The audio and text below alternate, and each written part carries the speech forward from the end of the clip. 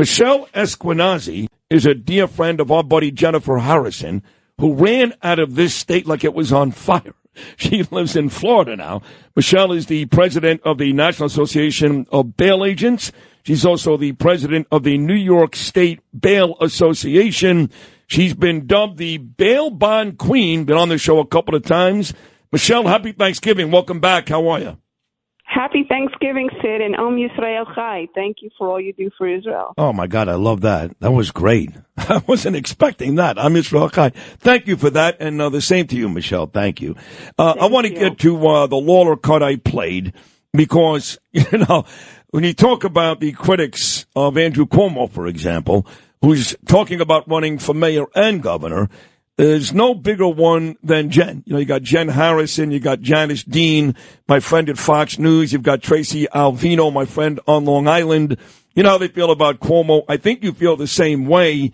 So he may jump into the governor race as well. Lawler's there. Richie Torres, he's talking about running for governor. He may be the best choice outside of Lawler.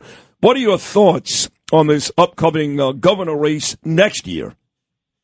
Well, I mean, Sid, to be honest with you, I don't want to talk too much about the Dems because I don't want anybody raiding my panty drawer. But, But that changes now with Donald Trump in power, no? I mean, listen, Alavai, I hope that it does change. I mean, I really do hope so. We're very pro-DJT. I'm very excited about it, to be honest with you. But I don't know what's going to happen with the governor's race, but, I'll go with what DJT says. How about that? No, that works. I mean, I think we need a Republican in this state. I think we need a Republican mayor and a Republican governor, but that's probably asking a bit too much. A bit too much.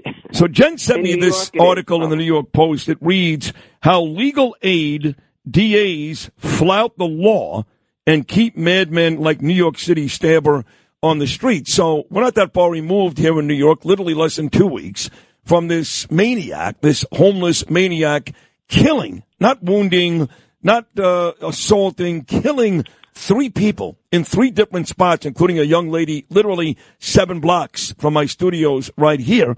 And these crazy people continue to roam the streets. When the mayor says, how does this happen? He sounds like a moron. We know why this happens, because crazy people roam the streets and we do nothing about it. The Post takes legal aid and their DAs to task. What are your thoughts?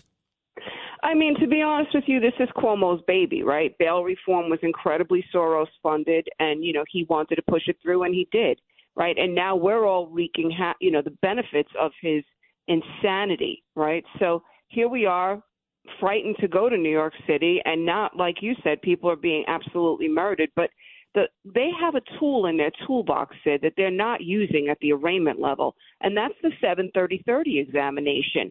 If judges and DAs and legal aid, which is a heavily funded organization, very advocate, social warrior entity, if they're not noticing that these people are half-cocked at the arraignment, then who's going to notice?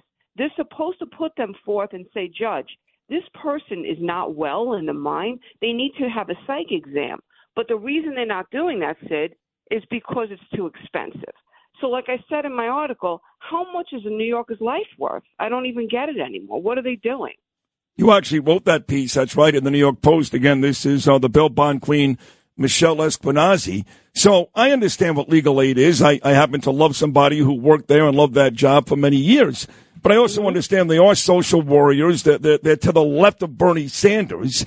And they look for any reason to make an excuse for anybody. I'm on the other side, okay? I make no excuses. I don't care if you're crazy, if you're sane. You hurt somebody, you're garbage. Bottom line. I don't care what they do to you. So is there any way to fix that in a blue city, blue state like this?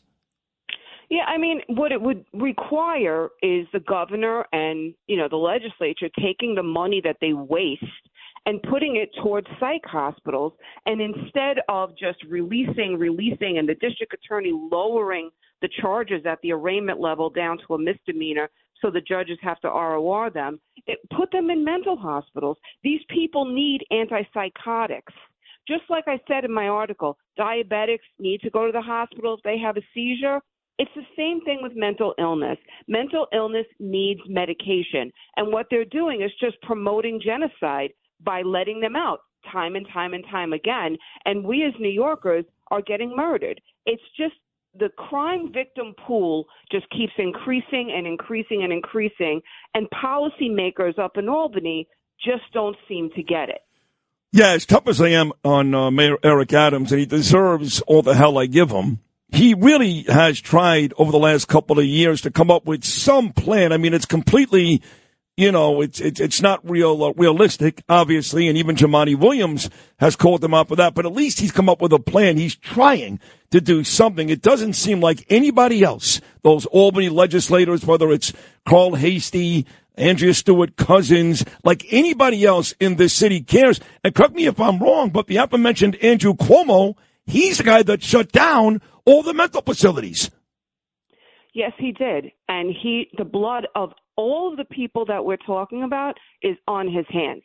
But, the thing about Cuomo is he really doesn't care. The only thing he cares about is getting back in the game. That's his main goal, is getting back in the game. So I hope that everybody in New York that's listening understands that Cuomo really can't get back in office, because the reason that we're here is because of him. Funny, because when Elise Stefanik grilled him on Capitol Hill, the last thing she said to Cuomo was, I'm going to make sure you never serve office again. And yet when you talk to people, smart people, who are following the mayor race, the governor race, there's a lot of smart people, money people that would bet their money that not only will Andrew run again, but he can win. Because he's branded. You know what I'm saying? It's just like the kids' cereal that our kids like. He's a branded name. It doesn't mean it's good for them. It's the same type of thing. Andrew Cuomo was the one that served New York State bail reform. When we were up in Albany, listen, I've been in bail for 30 years. I've been running New York City in an accountable way. Before this happened, we begged him, we begged policymakers, don't do this in one broad stroke. Do this piece by piece by piece. You are going to have mayhem on your hands. Criminal recidivists knew about this before the stroke of midnight. They knew that they could sell drugs on school property, and they would not listen. But the Soros money, it usually wins, and it did in New York State. And now look. No, it's a mess. And your article, your column, your editorial in the New York Post is important. Very well written, by the way, Michelle. It's a great job. And a great job with me here this morning as well. I want to wish you and your family a happy Thanksgiving. Like you said, I'm Yisrael Chai. I'm Yisrael Chai. Thank you for everything you got it.